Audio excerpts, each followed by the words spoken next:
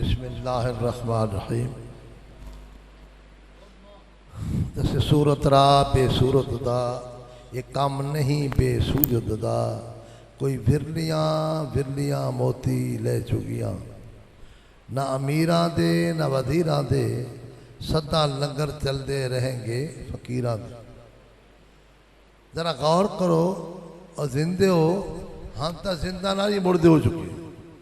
जो अल्लाह के वलियां दी मज़ारां ते दुनिया खा रही। अच्छा हम दुनिया ते रह के नहीं खवा सकते? ऐ समझ नहीं आती। माँ बाप की कब्र ते नहीं जाते, अल्लाह वाले दी मज़ारां ते रात दिन रश।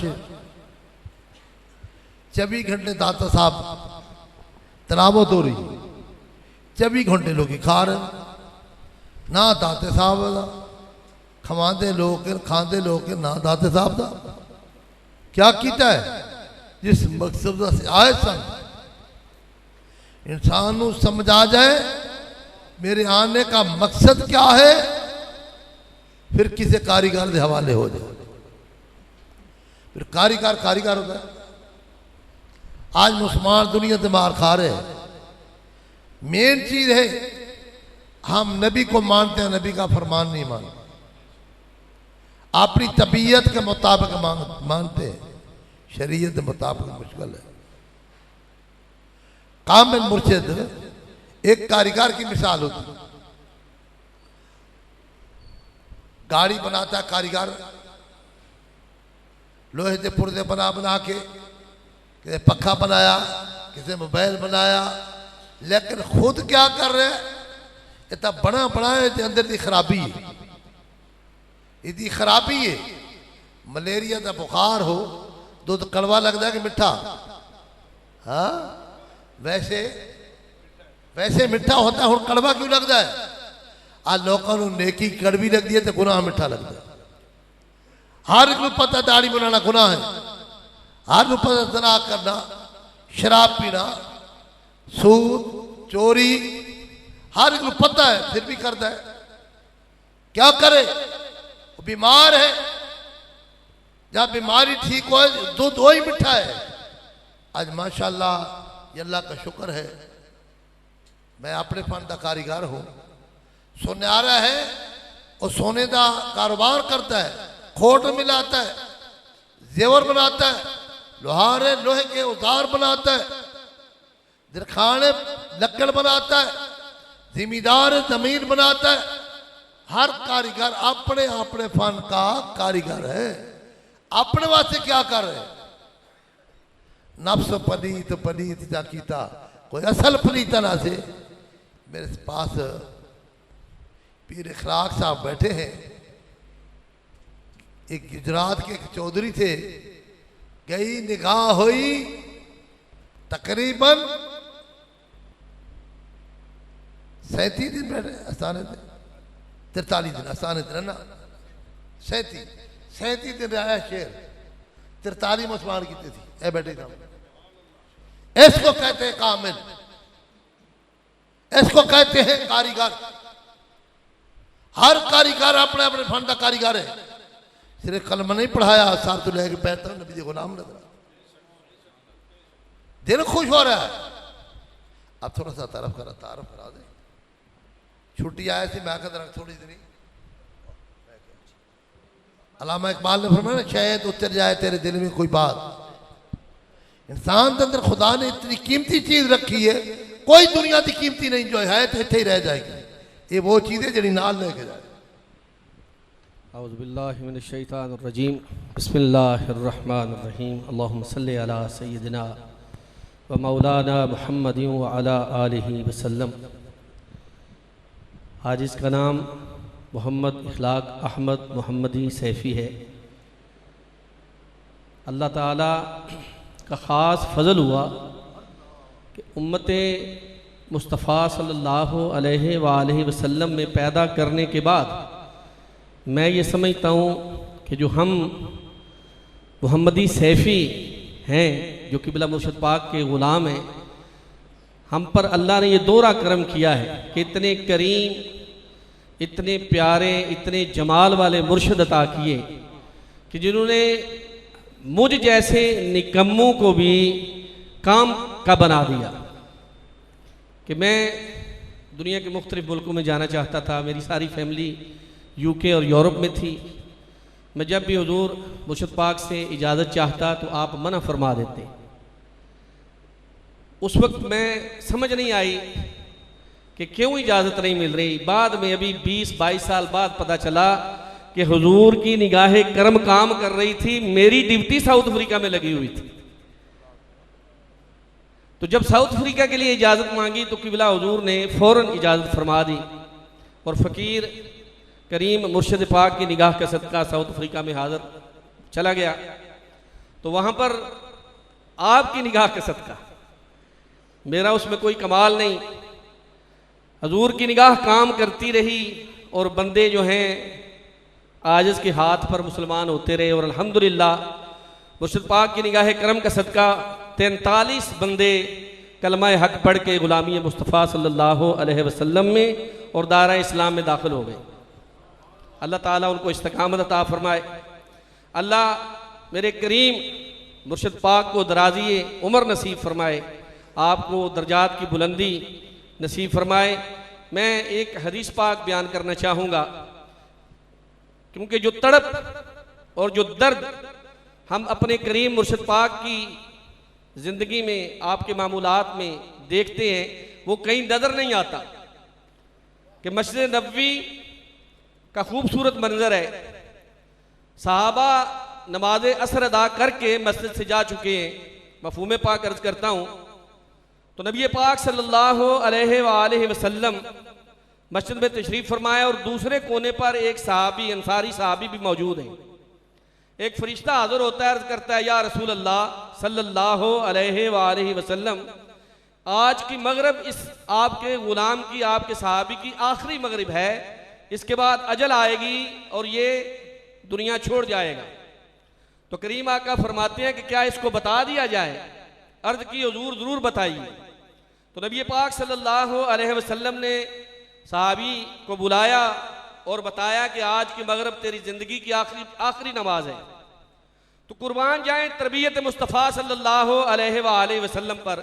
मैं और आप होते तो कहते कि जरूर जो बंदा परवरी की है, मैंने बेटे को क्या देना है, बेटी को क्या देना है, वालिद वालदा को क्या देना है, बहन भाइयों को क्या देना है, बीवी को क्या देना है, जाके वसीयत कराऊं। लेकिन कुर्बान जाएं सहाबा रसूल सल्लल्लाहु अलैहि वसल्लम की तरबियत करीम आका ने ऐसे फरमाई कि सिर्फ और सिर्फ लगन है अल्लाह और अल्लाह के रसूल की खुशनूदी।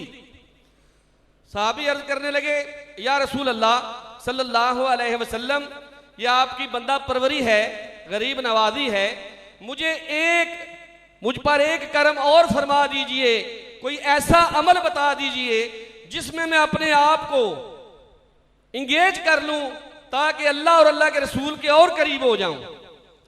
फुकाहा फरमाते हैं मस्जिद नबवी में बैठा है जहां पर एक नमाज का सवाब 50,000 नमाजों के बराबर, और हबीब खुदा हजरत मोहम्मद मुस्तफ़ा सल्लल्लाहु अलैहि वसल्लम के सामने बैठा है।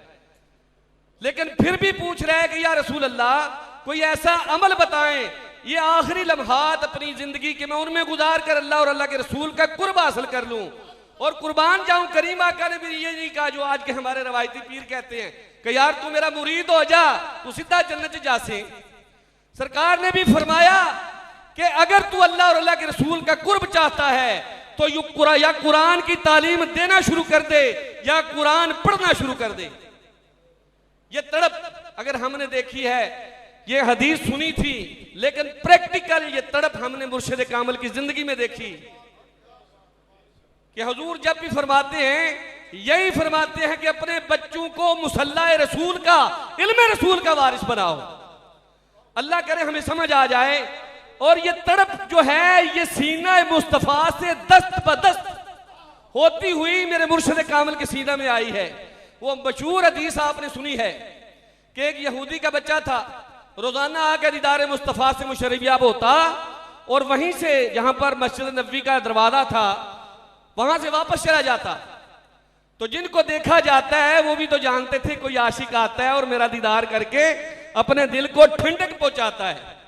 बच्चा बीमार हो गया, मुख्तसर अर्ज करता हूं हदीस पाक का मफहूम। तो करीम आका पूछते हैं कि हमारा वो जो आशिक नन्हा सा आशिक आता था उसका क्या हुआ। अर्ज की गई या रसूल अल्लाह, कह दे सल्लल्लाहु अलैहि वसल्लम वो बीमार है। हुजूर तशरीफ ले गए, देखा तो समझ आ गई, अल्लाह के फजल से मालूम हो गया कि इसका आखिरी वक्त है। तो वो बच्चा जो है वो नन्ही सी कली उसका चेहरा खिल गया।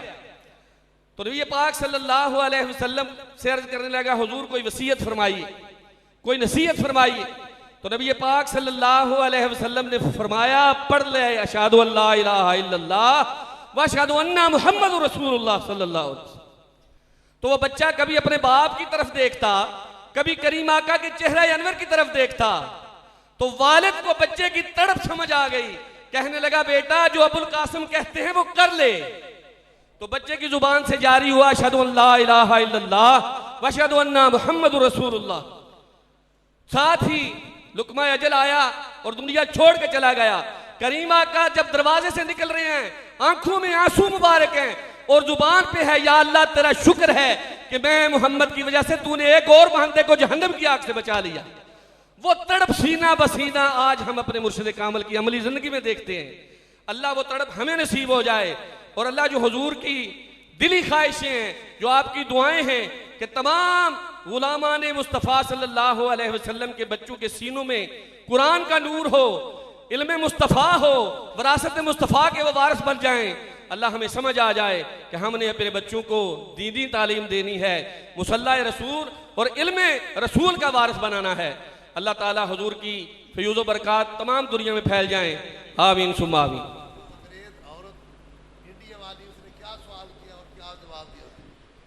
मेरे पास एक इंडिया वाली एक खातून थी, तो वो इंग्लिश में 120 million gods they believe in, 1 crore 20 lakh जो इनके खुदा हैं जिनको वो मानते हैं।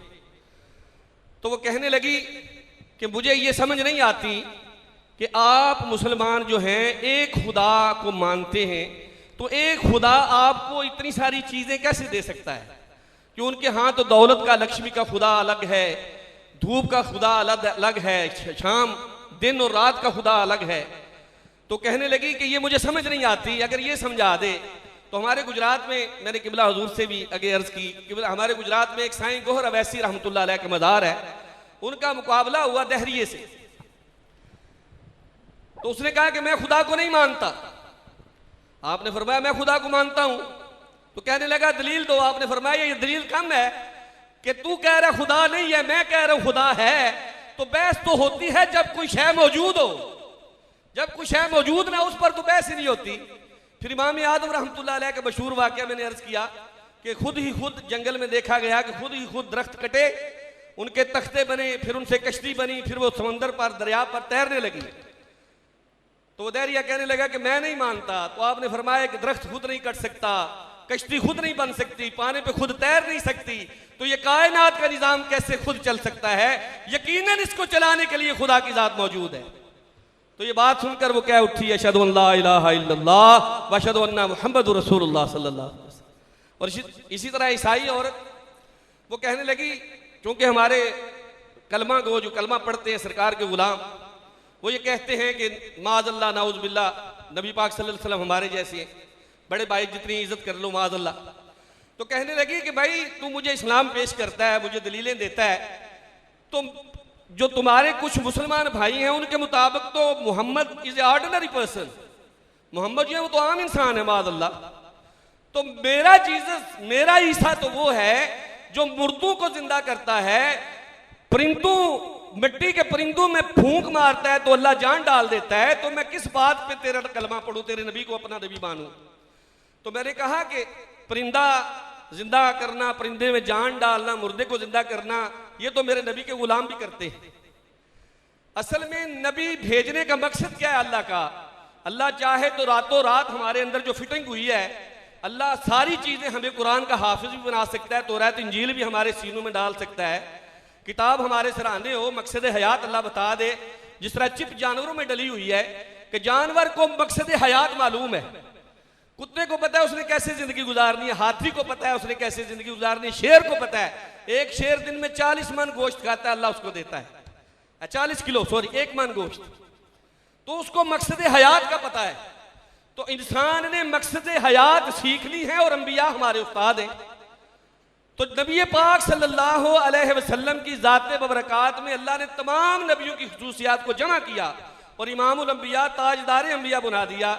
अगर तू ईसा अलैहिस्सलाम की जिंदगी देखते हैं, वो शान वाले हैं, मैं उनकी शान में नक्स और तनकीस नहीं कर रहा, लेकिन मुझे बता कि मैंने अच्छा बाप बनना है तो ईसा अलैहिस्सलाम की तालीमात के मुताबिक मैं कहां पढ़ूं कि ईसा ने अपने बच्चों को कैसे उनकी परवरिश की।